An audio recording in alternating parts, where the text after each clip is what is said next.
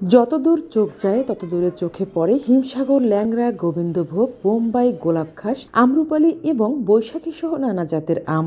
সাতক্ষীরার আমবাগানগুলোর দৃশ্য এখন এমনই। সাতক্ষীরা জেলার আমের সুখ্যাতি দেশ পেরিয়ে এখন বিদেশেও ছড়িয়ে পড়েছে। তাই প্রতি বছরের মতো এবারও বিদেশে রপ্তানির জন্য গাছে আমের পরিচর্যার বিশেষ ব্যবস্থা নেওয়া হয়েছে। জানা গেছে, বিষমুক্ত আম বাজারজাত করতে জেলা প্রশাসন ও কৃষি সম্প্রসারণ বিভাগের বেঁধে দেওয়ার সময় অনুযায়ী এরই মধ্যে শুরু হয়েছে আম সংগ্রহ। বর্ষপঞ্জি অনুযায়ী গত 9 মে থেকে শুরু হয়েছে আম সংগ্রহ এবং বাজারজাতকরণ। ফলে আমে ভরপুর হয়ে উঠেছে শহরের একমাত্র পাইকারি বাজার সুলতানপুর বড় বাজার। রাজধানী ঢাকা সহ দেশের বিভিন্ন স্থানে এখান থেকে আম পাঠাচ্ছেন ব্যবসায়ীরা। এবার আল্লাহ দিলে খুবই ভালো ফলন হয়েছে। যদি দেখা যাচ্ছে ঝড়ঝামটা যদি না হয় তাহলে হয়তো লসের থেকে কিছু হবে। যদি বাজারটা ভালো পাই তা আশা করতেছি কিছু লস আমাদের ঘাটতি পূরণ হবে।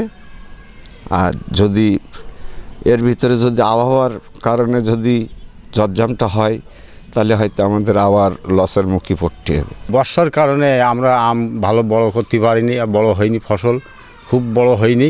যা হয়েছে এখন এইগুলো যদি সামনে যদি ঝড়ঝামটি না হয়, আল্লাহর রহমতে এইগুলো আমরা গোছাই নিতে পারলে কিছুটা আমরা কাটাই উঠতে পারবো। সামনে অনেক ঝড়ঝামটা শুনতে পাচ্ছি।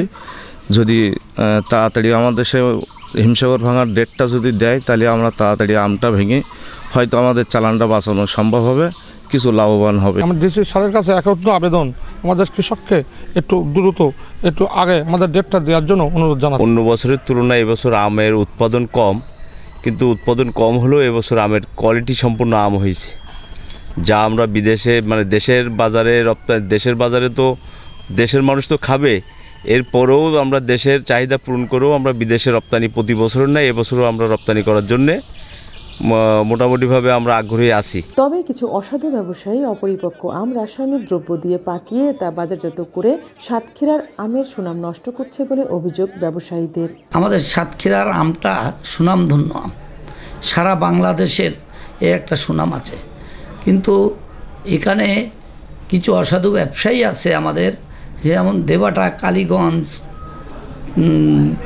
কুশলে, মোতলা, আশাশুনি, ছিরুলিয়া, এই অসাধু ব্যবসায়ীর জন্য আমাদের এই সাতক্ষীরার আমটার সুনাম নষ্ট হচ্ছে। জেলা কৃষি কর্মকর্তারা জানান, রাসায়নিক দ্রব্য দিয়ে পাকানো এসব অপরিপক্ক আম মানবদেহের জন্য ক্ষতিকর। এরই মধ্যে জেলা থেকে 50,000 মেট্রিক টন অপরিপক্ক আম জব্দ করে তা বিনষ্ট করা হয়েছে। যে তারিখটা নির্ধারণ করা হয়েছিল সেই তারিখে মেনে আমরা ব্যবসায়ী এবং চাষি যারা আছে তাদেরকে বলেছিলাম যে আম সংগ্রহ করার জন্য, কিন্তু এর পূর্বেই সাতক্ষীরা জেলার বিভিন্ন উপজেলাতে অসাধু ব্যবসায়ীরা অপরিপক্ক আম পেড়ে এগুলোতে কৃত্রিমভাবে পাকিয়ে এটা বাজারজাত করার চেষ্টা করেছিল। আমাদের আইনশৃঙ্খলা রক্ষাকারী বাহিনী, জেলা প্রশাসন এবং কৃষি সম্প্রসারণ দপ্তরের উদ্যোগে আমরা এই আমগুলো বিভিন্ন সময় ধ্বংস করেছি। তারা আরও জানান, জেলা প্রশাসন ও কৃষি বিভাগের বেঁধে দেওয়ার সময় অনুযায়ী স্থানীয় জাতের আম সংগ্রহের উদ্বোধন করা হয়েছে। গোবিন্দভোগ, হিমসাগর, ল্যাংড়া আম সংগ্রহের তারিখও নির্ধারণ করা হয়েছে। আমাদের যে নির্ধারিত সময় আম পাড়ার মাধ্যমে আমাদের প্রান্তিক চাষি, ব্যবসায়ী এবং যারা আমাদের মেইন ভোক্তা জনগণ সবাই উপকৃত হবেন, এবং আমি বিশ্বাস করি যে এই নির্ধারিত সিস্টেমের মাধ্যমে আম পাড়ার মাধ্যমে আমরা কোনো ক্ষতিকর আম খাবো না। ভালো আম উৎপাদনের জন্য কৃষকদের বিভিন্ন প্রশিক্ষণ দেওয়া হয়েছে বলেও জানান কৃষি কর্মকর্তারা। আমাদের এই সাতক্ষীরা সদরের কৃষকদেরকে বিভিন্নভাবে ভালো আম উৎপাদনের জন্য প্রশিক্ষণ প্রদান করেছি।